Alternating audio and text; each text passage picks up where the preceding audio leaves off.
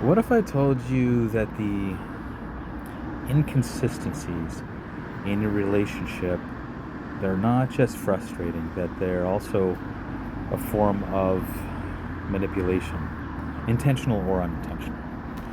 What if I told you that feeling love only when someone does something for you isn't actually love at all? If love disappears when your needs aren't met, then was it ever really there? See, most people don't think about love this way. They think love is a feeling, something that comes, something that goes, something that exists when the circumstances are right. But I feel that the truth is, real love isn't conditional, it isn't transactional, and it doesn't play by the rules of convenience. So let's break this down. So think about this. You're in a relationship with someone who can be warm, affectionate, deeply intimate, and when things are good, they make you feel seen, valued, or important. But then, just as quickly, they turn cold, detached, unavailable, blaming, shaming, guilting. And you're left wondering, what happened? What did I do? And here's where the manipulation begins. Like I said, it could be intentional or unintentional, or a combination, right? It's usually about a need for control. So inconsistency keeps you hooked. If love is given and then withdrawn, your brain starts chasing the good moments. You hold on to times where they were kind, hoping that will return. And it makes you doubt yourself. You start wondering if you did something to cause the shift. Maybe you said something small, insignificant, almost mundane or almost meaningless, but it's taken out of context in order for them to give control. And you start adjusting your behavior, you're walking on eggshells, you're trying to get back to the version of them that felt healthy, that felt good. This just keeps the power in their hands. So when they decide when love is given and when it's taken away, they control your emotional world. And this isn't just toxic, it's a form of psychological warfare. Most people don't even realize that it's happening. So let's talk about transactional love, because this is where so many people get trapped. So think about a time when someone only seemed to care about you when you did something for them. Maybe they were affectionate when you made them dinner, brought them a drink, but indifferent when you needed support, or gave support to you in a performative way, right? Maybe they were kind when you agreed with them, but distant when you voiced your own opinion.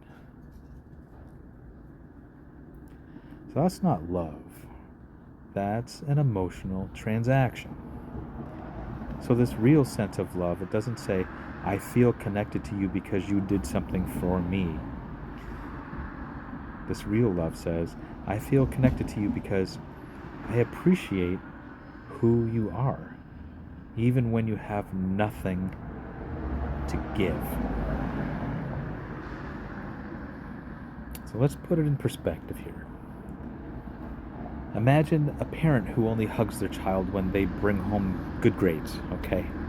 But when the child struggles, that warmth disappears.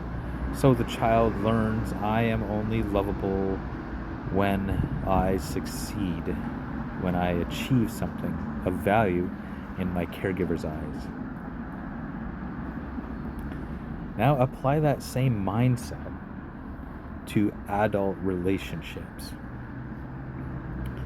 You're only lovable when you meet their needs.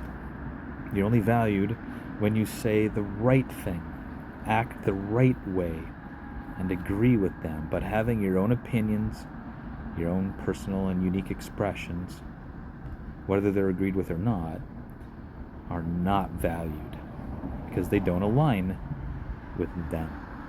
So love is no longer love here. It's a contract. And that's not a relationship. That's an unspoken business deal.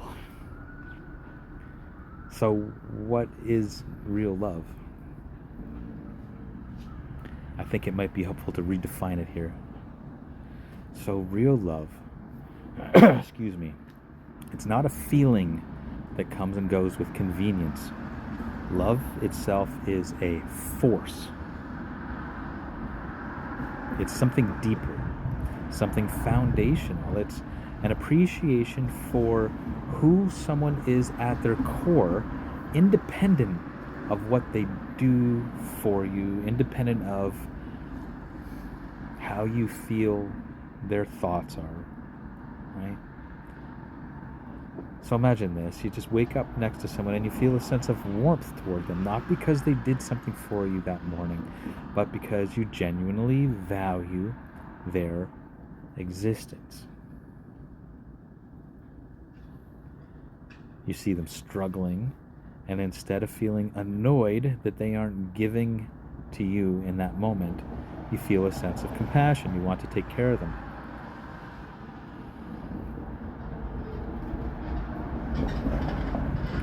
Or they make a mistake, but instead of withdrawing your affection, you hold some space for them. You don't condemn them. This is what love should feel like. It's not about keeping score. It's about seeing and valuing the person in front of you, even when they have nothing to offer in return. It's not a transaction. And if someone only shows love when you're benefiting them, that's not love. That's emotional currency. And you're being bought and sold. If you're in a relationship where love is inconsistent, where it's given as a reward and taken away as a punishment, recognize it for what it is. It's not love. Love is not a transaction. Love is not a reward. Love is not something that disappears when you stop meeting someone's needs. And if you've been conditioned to chase love like that, to feel like you have to earn it, then I want you to hear this. You don't have to prove your worth to be loved.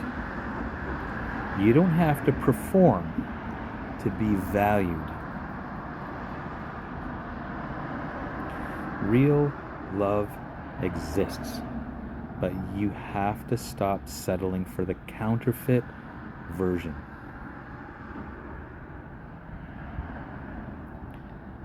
So if all of this resonated with you, if you've ever questioned whether what you're experiencing is real love or just emotional transactions, let me know in the comments here. I read every single one of them. We can start a conversation. We can go a little deeper.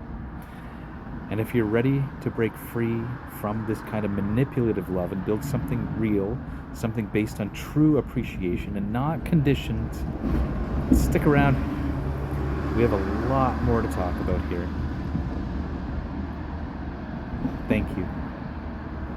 I appreciate you.